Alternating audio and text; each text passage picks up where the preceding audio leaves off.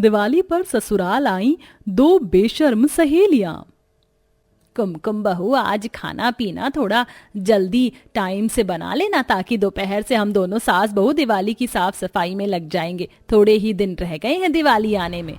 माँ जी, मैंने दाल चावल चढ़ा दिया है, आलू की भुजिया भी काट रखी है, बस छौंकना बाकी है। इतने में सब्जी देखते हुए मसाले के डिब्बे वगैरह भी साफ कर लूंगी। चलो अच्छी बात है। कुमकुम बहू, तुम खाना बना लो, फिर मिलजुल कर साफ सफाई करेंगे। तब तक मैं आंगन में से खुली हवा खा कर आती हूँ। फिर पार्वती देवी जैसे ही अंगने में आती है तो एक आलू बम उसके पास में जोर से फूटता है।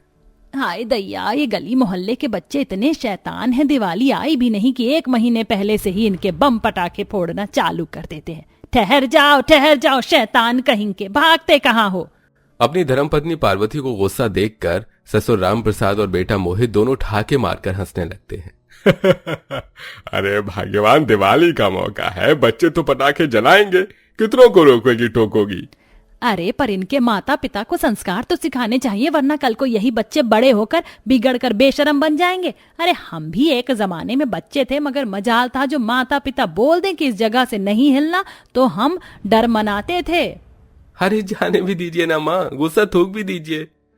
कुमकुम की सास पार्वती देवी सोच विचार से काफी ज्यादा पुरानी थी।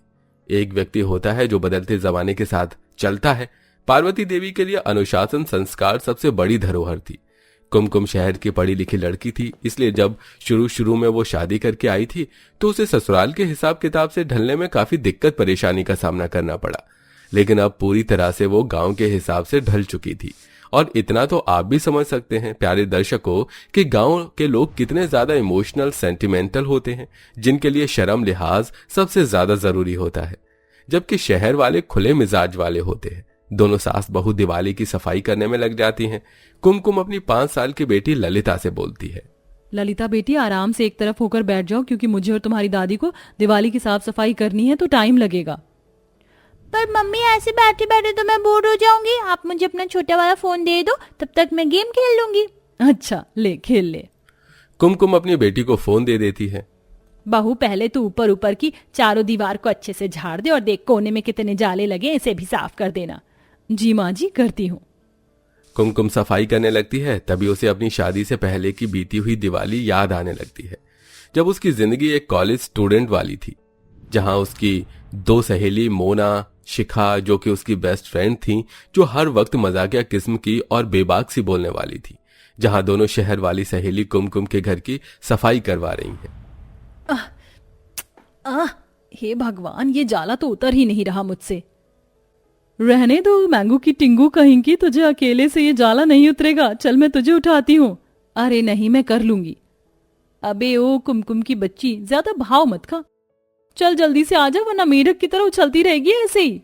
शिखा कुमकुम को थोड़ा ऊपर करती है और वो जाले साफ करती है। कुमकुम बहुत ही शर्मीली मिजाज की थी, इसलिए मोना शिखा उसे छेड़ने लगती है। वाह यार, तेरी बॉडी तो एकदम बटर जैसी है। हमारे होने वाले जीजा जी की तो लॉटरी लग जाएगी। तुम दोनों भी ना एक नंबर की बेशर्म हो। चलो हटो, जब देखो मुझे छेड़ती ही रहती हो। देख देख शिखा, हमारी कुमकुम के गाल शर्म से टमाटर के जैसे लाल हो गए हैं। अब तुझे लास्ट बार ही तो छेड़ रहे हैं, क्योंकि अब तो तेरी शादी हो रही है। कुमकुम, तू शहर में शादी क्यों नहीं कर रही है? इतना दूर गांव में शादी कर रही है, कैसे एडजस्ट करेगी? शहर की रही हुई लड़की है। अरे यार, गांव शहर मैटर नहीं करता, और ये रिश्ता मेरे माता पिता ने देखा है, इसलिए। थोड़ी दिनों में कुमकुम शादी करके दिल्ली जितने बड़े शहर से सहारनपुर गांव में आ जाती है। दोस्ती के गुजरे हुए पलों को याद करके कुमकुम की आंखों में पानी आ जाता है। कितना वक्त हो गया शिखा मोना से मिले। आज उन दोनों की बड़ी याद आ रही है। पता नहीं दोनों कहाँ होंगी। यार मोना, जब भी दिवाली आती है कुमकुम को बहुत मिस करते हैं ना। अरे तो चलते हैं, इस बार की दिवाली उसके साथ मना लेंगे। मैंने सुना है गांव वाले बड़े ही दिलचस्प तरीके से दिवाली मनाते हैं। मैं कुमकुम को कॉल लगाती हूँ। दोनों प्लान बनाकर कुमकुम को कॉल करके दिवाली पर उसके ससुराल आने की बात करती हैं। किसका फोन था बहू? माँ जी, वो मेरी दोनों शहर वाली सहेलियां मोना शिखा थी, वो दिवाली मनाने यहाँ आ रही हैं। 3-4 दिन ठहरेंगी फिर चली जाएंगी। चलो अच्छी बात है बहू, आने दो। वैसे भी दिवाली के त्योहार पर अतिथि के घर में आने से घर थोड़ा अलग और अच्छा लगता है। अच्छे से खातिरदारी करेंगे उनकी। कुमकुम अपने दोनों शहरी सहेलियों के आने से खुश तो थी, लेकिन वो अपनी सास और दोनों सहेली के अलग अलग बर्ताव को भली तरह जानती थी। दोनों में पूरा पश्चिम जितना बड़ा अंतर था। धनतेरस के दिन वाली सुबह सुबह पार्वती गोबर से आंगन की लिपाई पुताई करते हुए भजन गा रही थी। वहीं गांव के कच्चे रोड से दोनों बेशरम सहेली मोना शिखा ऊंची सैंडल, छोटे कपड़े और आंखों पर चश्मा चढ़ाई अंग्रेजों की तरह कैप लगाए हुए आ रही थी। दीपावली मनाओ सुहानी, दीपावली मनाओ सुहानी, लक्ष्मी मैया के हाथों में जादू का पानी, दीपावली मनाओ सुहानी। हो गई अंगने की लिपाई। तभी दोनों शहरी बेशरम सहेलियां छप से सैंडल रखती हैं। हेलो आंटी, क्या कुमकुम यहीं रहती है? दोनों के छोटे कपड़ों को देखकर गुस्सा करके बोलती है। ये कुमकुम का ही ससुराल है, तुम दोनों कौन हो? तभी जल्दी से कुमकुम निकलकर बाहर आती है। माँ जी, यही दोनों तो है मेरी शहरी सहेलियां जो आने वाली थी। मोना, शिखा, ये मेरी सासू माँ है। जी नमस्ते आंटी जी। खुश रहो खुश रहो। चलो आओ, अंदर आओ ना। अजी तुम देख रहे हो, ये बहू की दोनों शहरी सहेलियां तो शर्म लाज धोकर ही पी गई हैं। देखो तो कितने छोटे कपड़े पहने, इन्होंने तो फिल्मी हीरोइनों को भी फेल कर दिया है। अरे भाग्यवान, शहर में ऐसा पहनावा आम बात है, जाने दो। अजी ऐसे कैसे जाने दूं? शहर में आम बात होगी मगर ये गांव है, मेरे घर में ये सब बेशर्मपना नहीं चलेगा। पार्वती अंदर आती है और सख्ती बरतते हुए बोलती है। कुमकुम बहू, अपनी दोनों सहेलियों को अपनी कोई साड़ी पहना देना, लड़की का बदन ढका हुआ शोभा देता है। पार्वती की इस बात पर मोना शिखा रिएक्ट करने से खुद को रोक नहीं पाती। आंटी जी, जमाना काफी ज्यादा बदल गया है और 6 मीटर की साड़ी हमसे नहीं लपेटी जाएगी। हम अपने लिए दिवाली की ड्रेस लाए हैं, वही पहनेंगे। जिसको एतराज है तो होने दीजिए। हम यहाँ अपने बेस्ट फ्रेंड के साथ दिवाली सेलिब्रेट करने आई हैं, तो कर लेने दीजिए। सास गुस्से से लाल पीला चेहरा लेके बाहर चली जाती है। इसी तरह से धनतेरस बीत जाती है। दिवाली वाला दिन आ जाता है। दोनों सहेली काफी देर तक सोई होती हैं। सास फिर से बड़बड़ाने लगती हैं।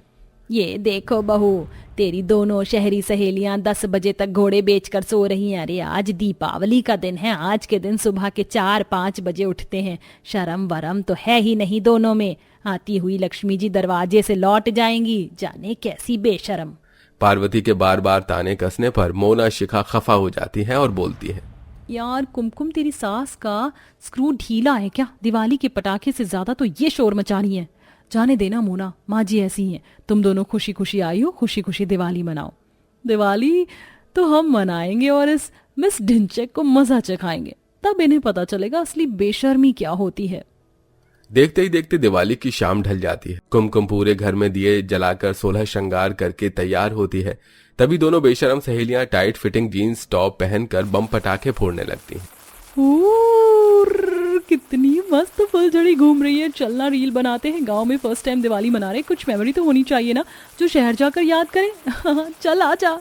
दोनों बेशरम की तरह सबके सामने नाचते हुए रील बनाती हैं, जिसे देखकर सास गुस्से से भड़क कर सुनाती है। बस करो, तुम दोनों लड़कियों ने तो बेशर्मी मचा रखी है। जब से आई हो तमीज नाम की चीज नहीं है जरा भी तुम में। आज दिवाली के दिन भी तुमने ऐसे कपड़े पहने हैं। पार्वती अभी दोनों को सुना ही रही होती है कि तभी मोना मजाक मजाक में उसके पीछे जाकर पटाखे लगा देती है। तभी तेज की पटाखे फूटने से डर के मारे पार्वती उछलने लगती है। अरे मैया रे, मेरी मैया रे, बचाओ कोई बचाओ।